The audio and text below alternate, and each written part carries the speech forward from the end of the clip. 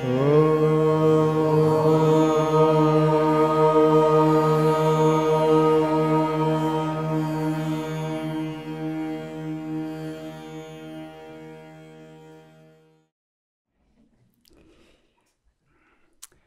over 40 years now, I take my vacation as a retreat.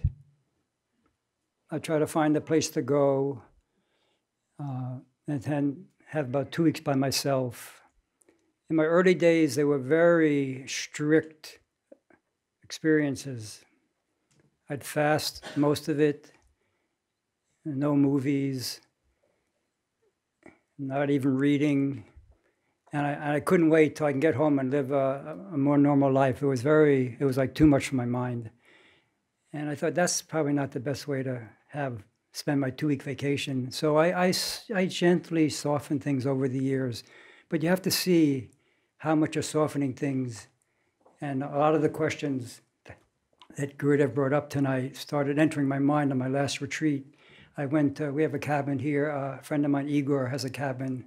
And over 2 weeks in December, I stayed there. And I really was pondering all what Gurudev was saying about what does it mean to be a sincere seeker. And I took all these notes.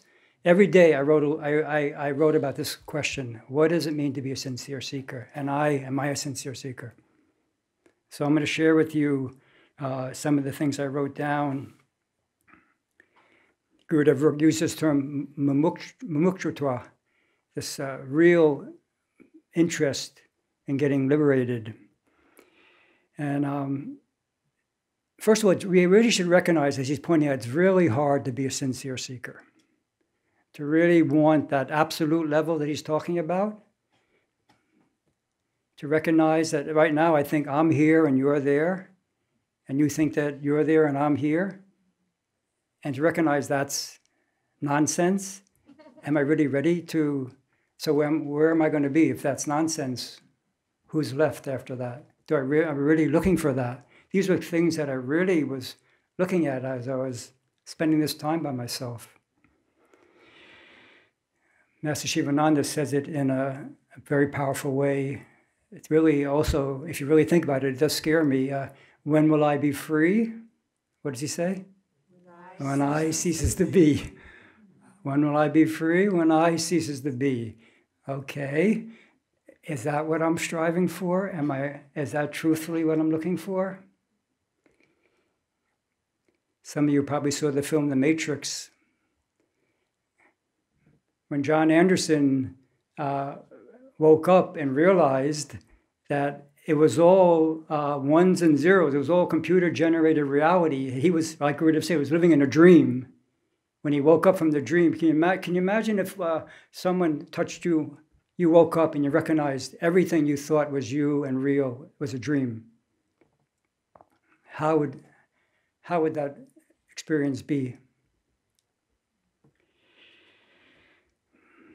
It's also not easy to know your level of sincerity.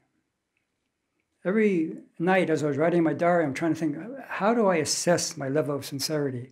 I am doing things that are healthy for my body, mind, organism, what you call sadhana.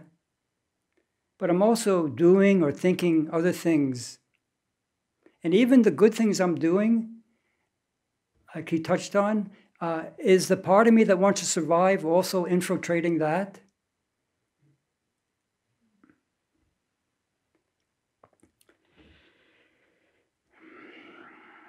So I see that I do have my foot on the gas, but I do see this other foot slips onto the brake. And I take that as progress, to be able to see that and to recognize that and to acknowledge that's progress, to see that's a part of me that's holding back. I should give myself a pat on the back for that's not a reason to have self-criticism, to see that a part of me is holding back. It's good I finally recognize that. There are different extremes that people talk about in terms of what it means to be a sincere seeker. There's the the head being pushed underwater extreme. Like the way you would need air if you were pushed underwater, that's how you need the spirit. You can't, you need that so desperately. That would be a sign of a sincere seeker. The other extreme is, see how many leaves are on a tree out there? That's how many lives you have. Okay, at least I know there's an end. That's a sign of a sincere seeker. I was more toward the head underwater in my earlier days. I thought that was a sign of my sincerity, but I could see that there were other neurotic samskaras that were making me feel that way. And now I don't quite feel that way, and you have to watch that. Okay, I can breathe. Am I getting complacent about breathing? I don't have the patience for the leave. I'm not going that far where I can. I'm somewhere in the middle there.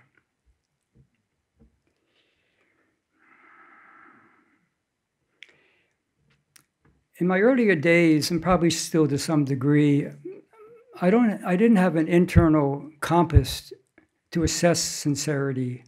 So the way I determined sincerity was comparing myself with others. So if I did more spiritual practice than you, that must be a sign that I'm a more sincere seeker than you.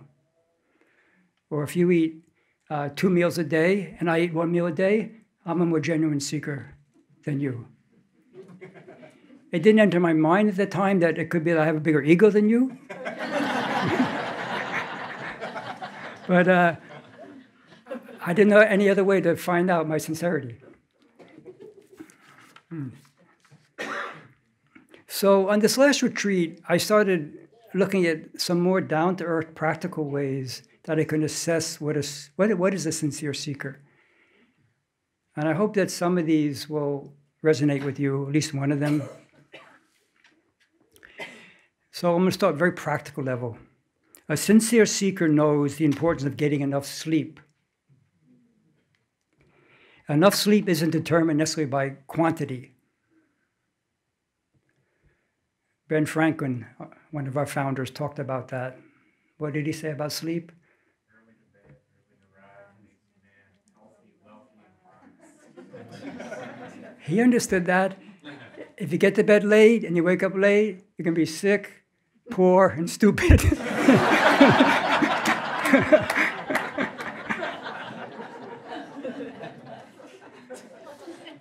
My friend Padma Shee, she's an Ayurvedic expert. And in Ayurveda, they're very clear, like at 10:30, around that time, that's the deadline for like the kapha experience where you can fall asleep. After that, pitta starts to come, you start to get hungry, you start thinking again, and you get the second wind, and you get revved up again. But it's not the same quality of sleep once you fall asleep. And also about sleep, the last thing you do before you fall asleep is important. The last thought you have in our group today, Reverend Bhagavan was talking about this, about what you do. Your last thought is important before you go to sleep, before you die, and before you go to sleep. So I still read novels. I might watch a movie, but the last thing I do is going to be something that's going to take me a little bit to a higher level. And also the same thing, if I can't fall asleep, or if I go to sleep and I wake up and I can't fall back to sleep, and I'm lying there trying to relax, okay, don't worry about tomorrow, just rest here. But then I can't, and I finally decide to get up, choose something sattvic and inspiring at that point. I might go back to my novel, and I know that's not the thing. Or if the worst thing will be go to a TV series that's a thriller. Yeah, I do just one more episode.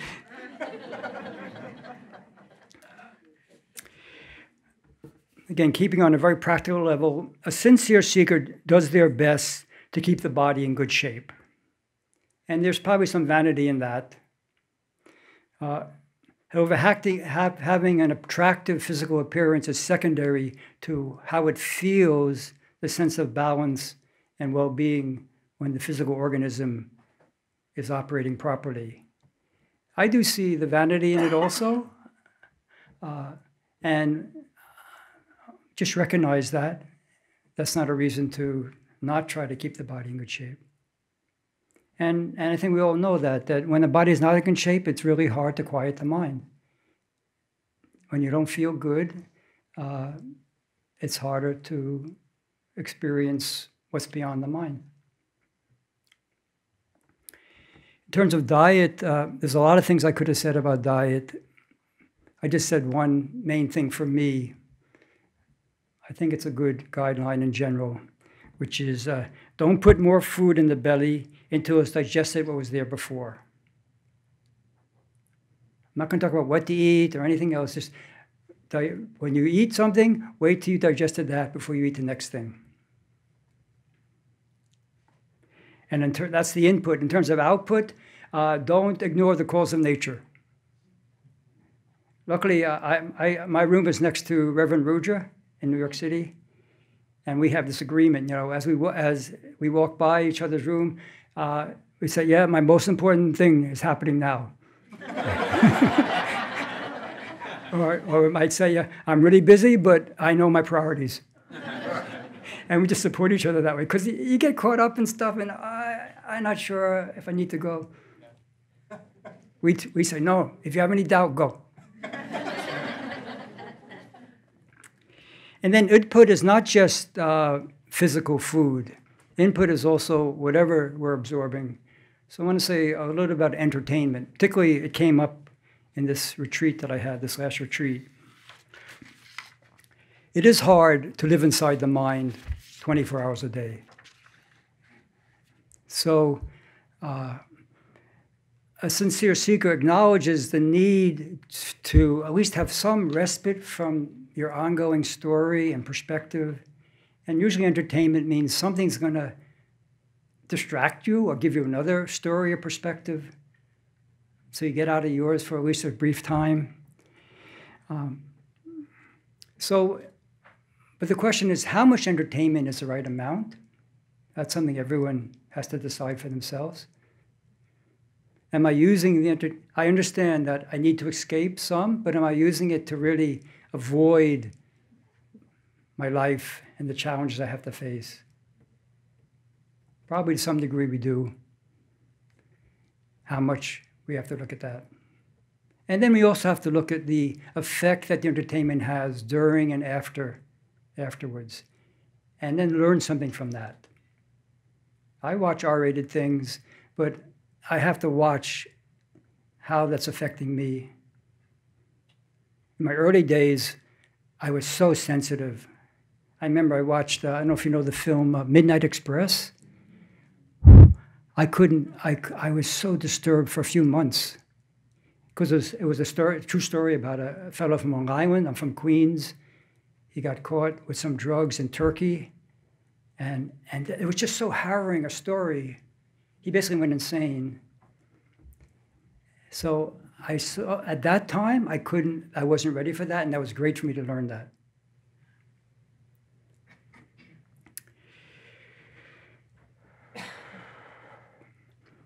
The next one has to do with responding to being treated unfairly.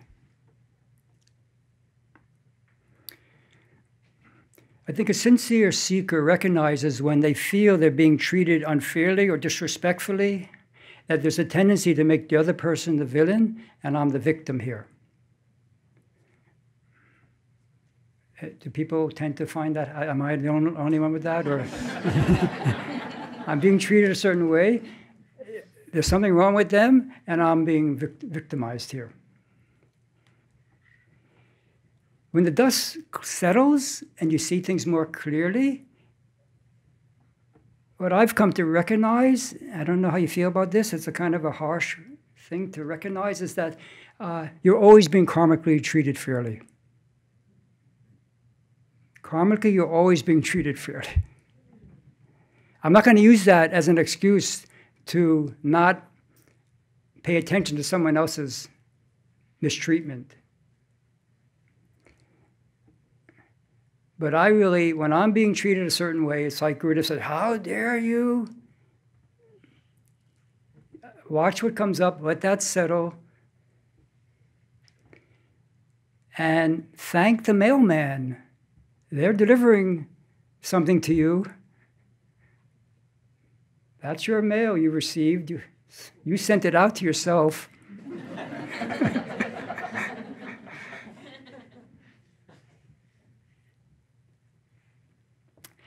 This is a related one, ending relationships. I think this was on my mind this last vacation. So a sincere seeker is trying to base their relationships on mutual growth, mutual understanding, and not so much on need. Need is what makes a love painful.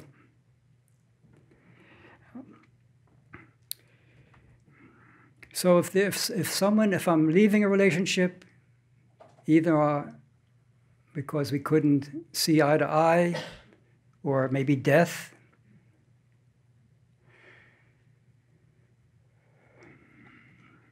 I want to at least try to feel grateful for the time we had together.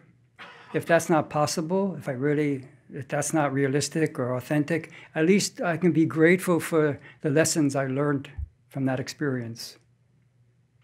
And it's really crucial that I wish that person well. If you have anyone in your life you can't do that with, tonight when you go to bed, try to do that. Wish them well. Be grateful for what you learned.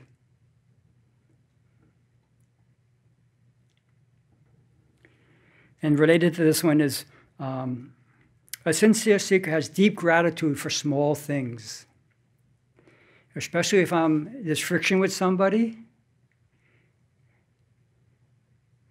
and I can start to think about moving in a way that I'll be sorry for later. If I can remember the small things, I guess it's a kind of pratipaksha bhavana, but I've used this in a very useful way for people who the chemistry's not right, but they've all done something kind or something to remember, and that helps me when I'm about to get down in the mud with them.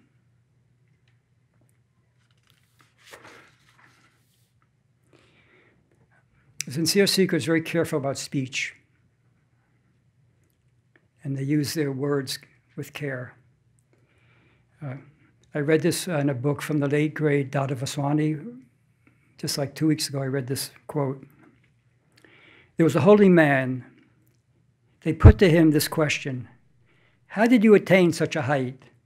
He replied, all I did was, when the mind prompted me to speak, I remained silent. That's all I'm going to say about that one.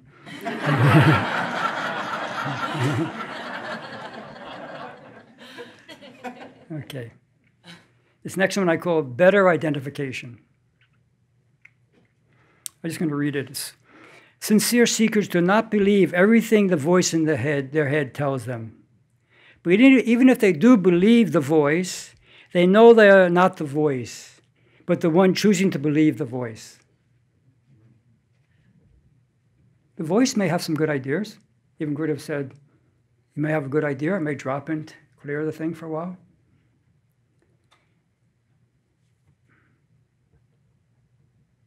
We shouldn't have an automatically negative feeling towards that voice. That's the ego. I'm not going to listen to you at all. Maybe it has some good things, but I'm the one who's going to decide, is that a good voice or not? Okay, this one I'm going to read, and you have to listen to it carefully. Even I'm just starting to understand it. This is what came to me. Thoughts move at the speed of lightning, or even faster. The awareness of the thoughts move at the speed of thunder. So follow that so far? Thoughts move at the speed of lightning. The awareness of the thoughts move at the speed of thunder. So it's moving quickly, and mostly we're catching thoughts in retrospect. Real witnessing, I think, is a very high state where in real time you're watching what's happening in the mind. Mostly the thoughts are moving quickly and you say, I think I just thought something. Yeah. That's my experience anyway. Okay. So, as we become more self-aware, we also become more aware of our lack of self-awareness. Okay?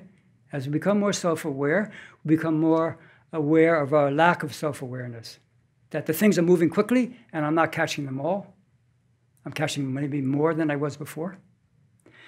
Sin seekers do not allow either their growing self-awareness or their growing awareness of their lack of self-awareness to be a reason to be a critical judge of themselves, but rather as a means to have a more compassionate understanding of the human condition.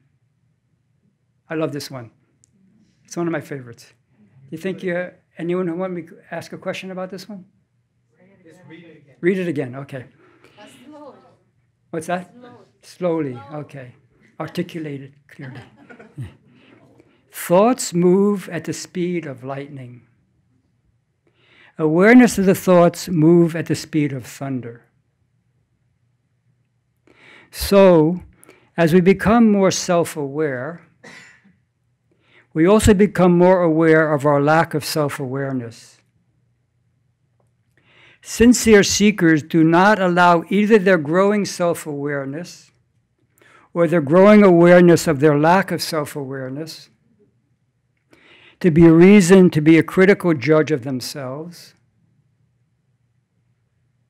but rather as a means to have a more compassionate understanding of the human condition. This has been an important one for me, because as I see myself more, I go, oh my God, like he says, it's all over the place, this thing that wants to keep its place. What kind of Swami are you? We laugh. I mean, those thoughts really hurt, you know. What am I doing with myself? So I don't want to use that growing awareness or growing awareness of my lack of self-awareness in any negative way. It should just help me to understand what this life is. Okay, this is an interesting one. Okay, this is also interesting, but this is, I'm not going to read the interesting one yet. A sincere seeker is not afraid of failure. A sincere seeker knows that things are not always going to turn out the way you want. He talked about that a bit. But if you make a courageous effort and your motive is good, preferably selfless motive, even if external situation is a complete failure, you can consider it a spiritual success. It was great. I was recently at my friend Parvati's house in Milan, and I always look for a book to read. I know my host is going to have just the right book for me to read. I usually don't bring a spiritual book. I wait to see what I'm supposed to read next. So she had, and it's interesting, I never had seen it before, the Autobiography of Master Shivananda. I'd read the biography, but he wrote an autobiography also. It's very interesting. And if I say there's one message in that book, it's be bold. A lot of the book is letters he writes to his disciples. A lot of the book was written like in the 1930s. And as his organization is starting out, he's talking to his disciples who are going out. They learned something from him. Now they're going out, and they're afraid. They don't know what they're doing exactly.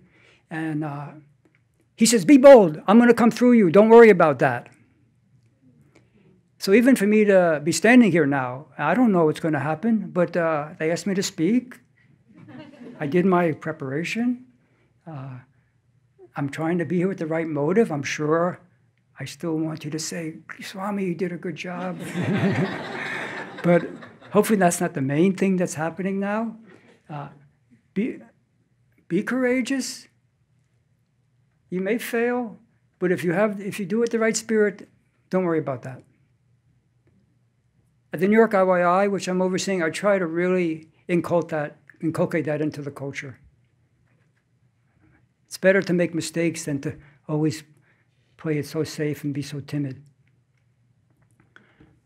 Okay, here's the one that I really like. Because it may not relate to you, but this is important to me.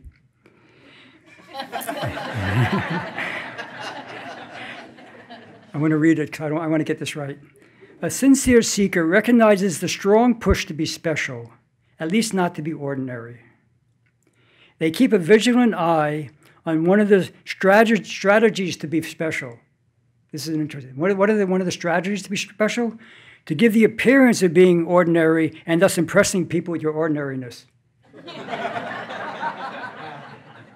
I want you to think about that one. Because, they're particularly the yoga teachers and the swamis, there tends to be a little bit of a power differential. You're the yoga teacher. They're studying with you. So to diminish or to mitigate that power differential, we show our humanness. And sometimes that has the opposite effect. They see, oh, look how the Swami is showing his such a humble humanness. This is an important one for me, because I like to show my humble humanness, and I see how it impresses people.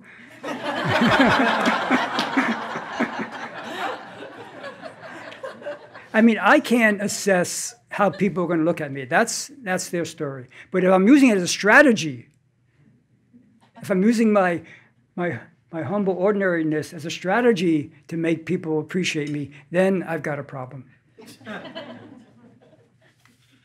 am I doing? Coming toward the end.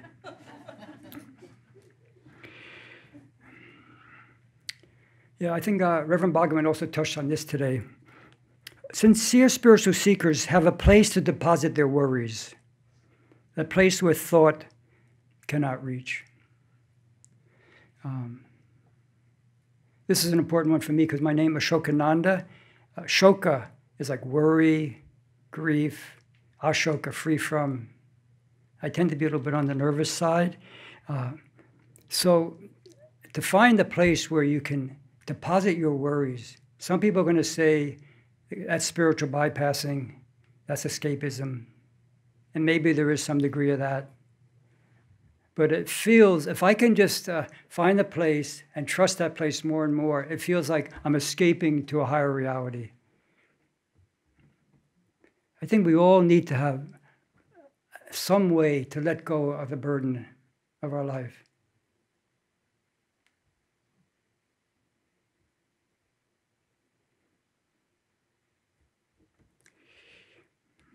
I think coming toward the end now. The sin seeker knows that self-care is not selfish. Just like in the old days when the barber is sharpening the blade, it's not a selfish thing to sharpen the blade before you shave somebody. To sharpen our blade, to take care of ourselves, is a form of our karma yoga. I hope people who tend to push themselves can really understand that self-care is crucial part of karma yoga. Enjoying our practice. Sincere seekers make sure how much they're doing and how they're doing it is enjoyable. It doesn't feel very hard. There may come time when the mind says, I don't know about it today. Hopefully we get to the point where it says that and says, yeah, but I know I should probably do it. Okay, I'll do it. We should aim for that. Occasionally we may not do it, but more and more we should feel, I know I don't feel like it, but I'm going to do it. And hopefully as a habit, you start to just become a rhythm of your life. The last one. Last one goes back to the beginning, this question of, do I really have the courage to be sincere? Sincere seeker. So I'm just going to read what I wrote. This is what I wrote at the end of my 2 weeks. Sincere spiritual seekers want to exist as everyone else does. But due to some combination of courage and faith, they're willing to make the attempt of letting go of the individual separate self to explore existing as an all-pervading consciousness. due to their trust in the masters or their master, they're willing to throw up their hands and see what happens next. That's how I ended this. You have the courage to say, all right, I don't know exactly how to do it, but I'm going to do the best I can and see what happens next. It takes these two qualities, courage and faith in something. So I hope at least one of these points can hit home for you, was useful to you. If not, I did a courageous act with a good motive, and for me, it was a success. Thank you.